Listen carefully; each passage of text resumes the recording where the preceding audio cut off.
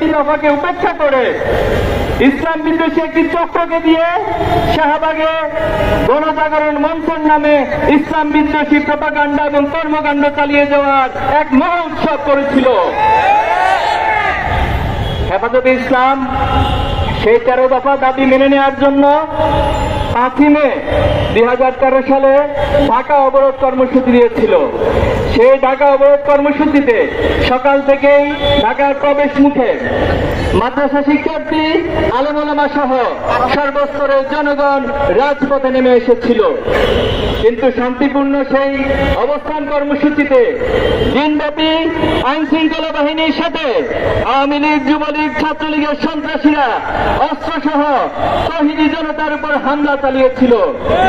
আপনাদের নিঃসন্দেহে মনে আছে, সেই দিনে বাইতুল মুকাররমের আশপাশে, দৈনিক বাংলা সহ এই আশপাশের প্রতিটি দোকানপাটে তারা লুটতরাজ করে অগ্নিসংযোগ করেছিল।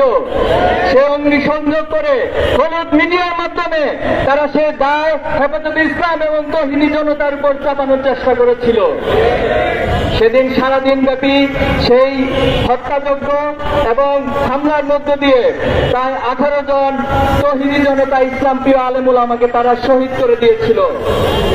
সেদিন সন্ধ্যাবেলায় এই শাপলা চত্বরে আমরা ছিলাম। এই শাপলা চত্বরে সাধারণ জনতার দাবি উঠেছিল যে 18 জনকে শহীদ করা হয়েছে, এই শাহাদাতের উপরে এই সরকারের সাথে আর কোনো আপোষ চলতে পারে না। তখন তারা 13 দফা দাবি মেনে না নেওয়া পর্যন্ত এই শাপলা চত্বরে অবস্থান করার সিদ্ধান্ত নিয়েছিল। কিন্তু দুঃখজনক হলেও সত্য, রাতের গভীরে যখন ক্লান্ত পরিশ্রান্ত হয়ে আলেম ওলামারা এখানে বিশ্রাম নিয়েছিলেন, এই পিচবেলা রাজপথে তারা ঘুমন্ত অবস্থায় ছিলেন। অনেকে হয়তো সে সময় নামাজ এবং আল্লাহর জিকিরে মশগুল ছিলেন।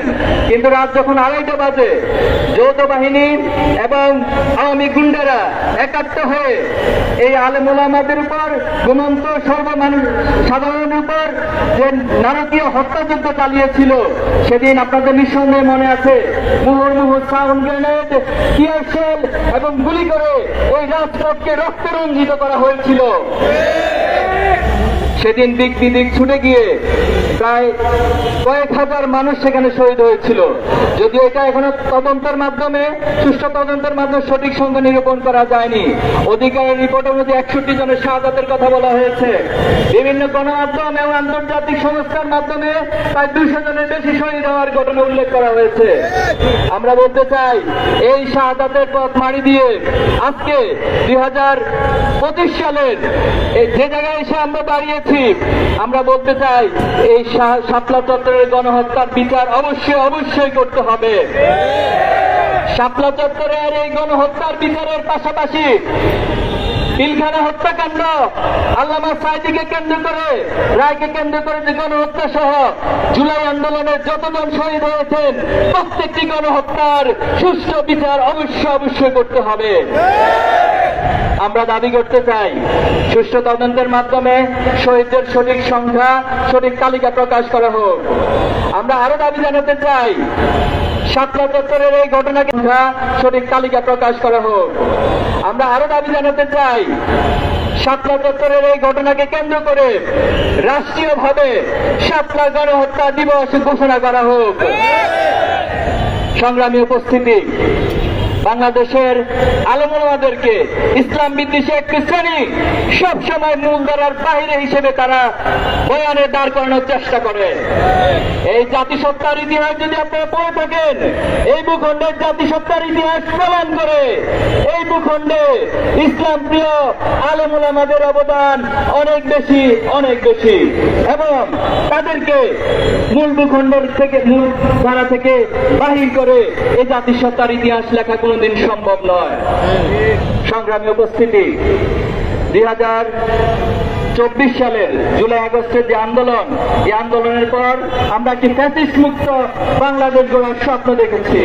এই আন্দোলনের পর আমরা একটি ফ্যাসিস্ট মুক্ত বাংলাদেশ গড়ার স্বপ্ন দেখেছি। আপনারা এখনো যদি শহীদ পরিবারের কাছে খুঁজবেন, দুঃখজনক হলেও সত্য, আজকে 9টি মাস অতিবাহিত হচ্ছে, কিন্তু শহীদ পরিবারের কান্না এখনো থামে নেই। আমাদের আহত ভাইয়েরা এখনো পর্যন্ত অনেকেই হসপিটালে আহত অবস্থায় কাতরাচ্ছেন। শহীদ পরিবারগুলো এখনো বিচারহীনতার মধ্য দিয়ে যাচ্ছে, তারা এখনো বিচার দাবি করছে। দুঃখজনক হলেও সত্য, অনেক আসামি যারা গণহত্যার সাথে সম্পৃক্ত ছিল তারা আমাদের শহীদ পরিবারদেরকে বিভিন্ন হুমকি নামকি দেওয়ার চেষ্টা করে মামলা প্রত্যাহারের জন্য তারা হুমকি নিচ্ছে। সংগ্রামে উপস্থিতি, আজকে যারা সরকারে বসে আছেন, যারা প্রশাসনে আছেন, আপনারা অবশ্যই এই গণহত্যার সুষ্ঠু বিচার আপনাদেরকে করতে হবে। আপনারা মনে রাখবেন, আপনারা সাধারণ কোন প্রক্রিয়া ক্ষমতায় বসেননি, আপনারা কোন আইনি প্রক্রিয়া মেনটেন করে ক্ষমতায় বসেননি। তাই গণহত্যার বিচারের জন্য আমাদেরকে কোন আইনি প্রক্রিয়া, কোন হাইকোর্ট দেখানোর রাজনীতি করবেন না। আপনারা অতি দ্রুত এই গণহত্যার কার্যকর এবং দৃশ্যমান বিচার ব্যবস্থা আপনাদেরকে করতে হবে। আপনাদের মধ্যে অনেকের নাম আমাদের কাছে এসেছে, অনেক তথ্যপত্র আমাদের কাছে এসেছে। আপনার প্রতিবাদকে পুনরায় এই বাংলাদেশে পুনর্বাসনের জন্য চেষ্টা চালিয়ে যাচ্ছেন। আমরা কারো নাম উল্লেখ না করে হুঁশিয়ারি করতে চাই, যারা প্রতিবাদ পুনর্বাসনের চিন্তা করবেন, হাসিনার যে পরিণতি প্রজন্ম করেছে, আপনাদের পরিণতি তার চেয়ে ভয়াবহ করবে প্রজন্ম। সংগ্রামী উপস্থিতি, আমরা একটি নতুন বিপ্লবের স্বপ্ন দেখছি। আমরা আপনাদেরকে আহ্বান জানাতে চাই, বিপ্লবের স্বপ্ন দেখছি। আমরা আপনাদেরকে আহ্বান জানাতে চাই, আমরা একটি চূড়ান্ত বিপ্লব এই বাংলাদেশে অদূর ভবিষ্যতে সংগঠিত করব ইনশাআল্লাহ। একটি চূড়ান্ত বিপ্লবের ইশতিহার ঘোষণার জন্য প্রস্তুতি নেওয়ার জন্য ছাত্র সমাজ সহ দেশবাসীকে প্রস্তুতি নেওয়ার উদাত্ত আহ্বান জানাচ্ছি। এই মানব প্রাচীর প্রোগ্রামে আপনাদের সকল